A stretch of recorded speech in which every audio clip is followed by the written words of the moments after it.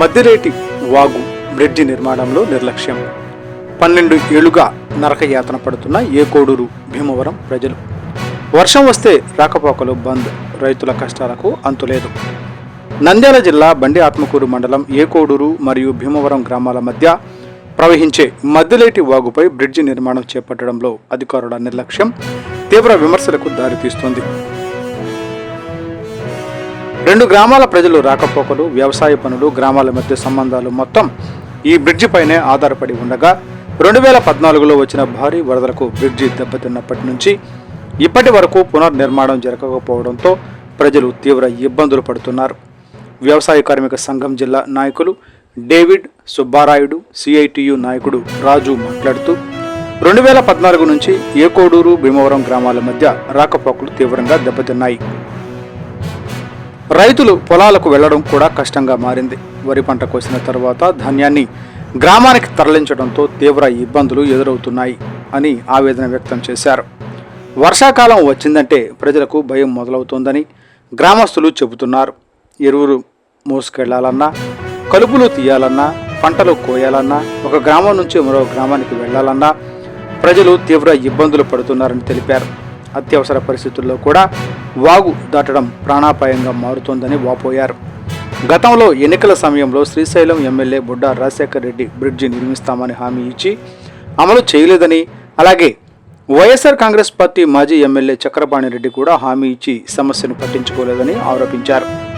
పంచాయతీరాజ్ శాఖ DE Ayub, AE Venkatramudu పలుమార్లు గ్రామానికి వచ్చి బ్రిడ్జిని పరిశీలించినప్పటికీ నిర్మాణ పనులు మాత్రం ఇప్పటి వరకు ప్రారంభం కాకపోవడంతో ప్రజల్లో తీవ్ర అసంతృప్తి దారితీసింది.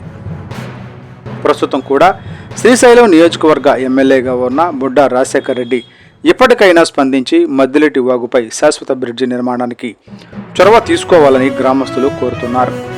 ప్రజల కష్టాలను గుర్తించి వెంటనే బ్రిడ్జి నిర్మాణం చేపట్టాలి, లేకపోతే రైతులు గ్రామ ప్రజలతో కలిసి పెద్ద ఎత్తున ఉద్యమం చేపడతాం అని నాయకులు హెచ్చరించారు.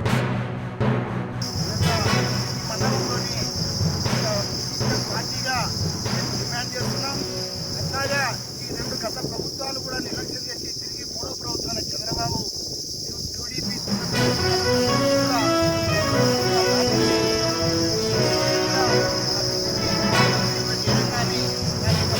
తయారు చేయకపోవడం వల్ల మేము ఈరోజు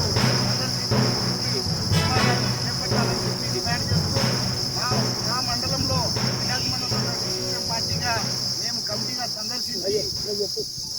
కమిటీగా సందర్శించి ఈ యొక్క అలాగే ఇన్ని రోజులు కూడా నిర్లక్ష్యం చేసి ఈ యొక్క బాగోగుతున్నటువంటి ఆ యొక్క డిపార్ట్మెంట్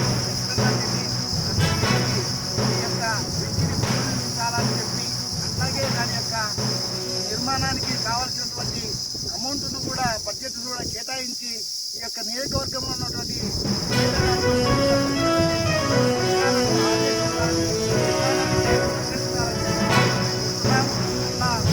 చేయకపోతే తిరిగి మేము సీఎం పార్టీగా ఈ మండలంలో గ్రామానికి సంబంధించినటువంటి రైతులను, వ్యవసాయ కూలీలను అందరినీ ఒక అనేకపరిచి సంఘటితం చేసి ఒక పోరాటం దిశగా ప్రయాణం చేసే అవకాశాన్ని ఇవ్వద్దని కూటమి ప్రభుత్వానికి చెప్తూ